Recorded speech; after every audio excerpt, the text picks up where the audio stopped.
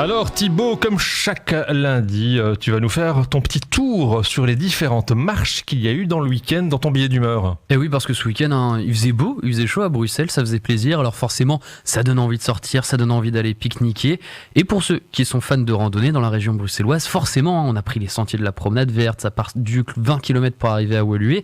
Sinon, ailleurs qu'à Bruxelles, en Wallonie, une balade sympa à faire, c'est le bois de Halle. Ok, désolé, je vois que je vous déçois. Alors on va s'occuper du rassemblement dont tout le monde veut que je parle. Celui qui a fait énormément de bruit ce week-end, c'est lui.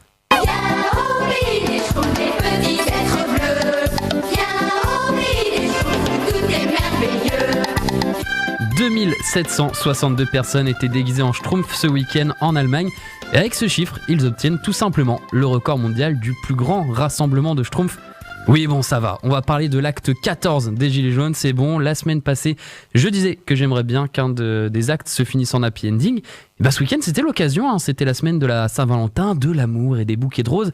Et bien, ce week-end, à notre bonne surprise, c'est l'amour qui a parlé.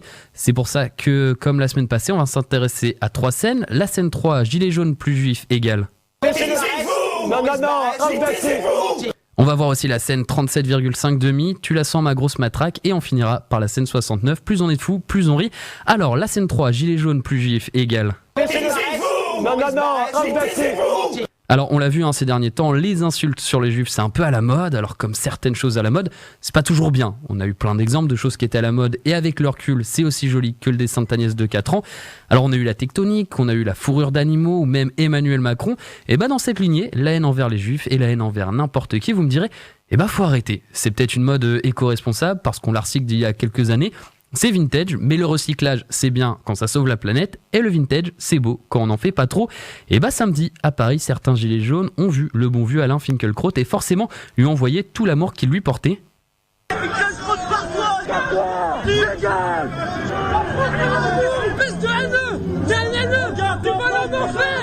Bon, alors là, je vous ai mis la partie soft, sinon c'était à base de chocolat des toilettes ou de délicate attention à propos de la maman du philosophe. Ah, Paris, ville de l'amour, encore une preuve que c'est vrai. D'ailleurs, c'était vraiment un week-end plein de tendresse avec notamment la scène 37,5 demi. Tu la sens, ma grosse matraque. Ah, l'amour journaliste policier, on le connaît. Ça se filme, ça se met des petites fessées et parfois ça sort des accessoires. Et pour le coup, ce week-end, et comme souvent, l'accessoire qui était de sortie, c'était la matraque. Comme l'a expliqué un journaliste sur Twitter, son collègue journaliste, reporter d'images, a reçu plusieurs coups de matraque de la part d'un policier alors que d'autres journalistes expliquaient qu'il faisait partie des médias. Malheureusement, ça n'a pas suffi. Prouve aussi qu'en amour, le consentement, c'est important quand on veut tenter de nouvelles expériences. Et enfin, la dernière scène dont nous allons parler, c'est la scène 69.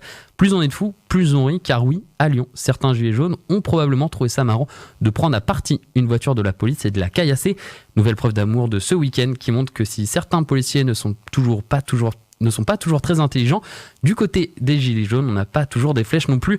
Si l'équation mathématique explique que moins et moins égale plus, ce week-end, ça n'a pas vraiment été le cas.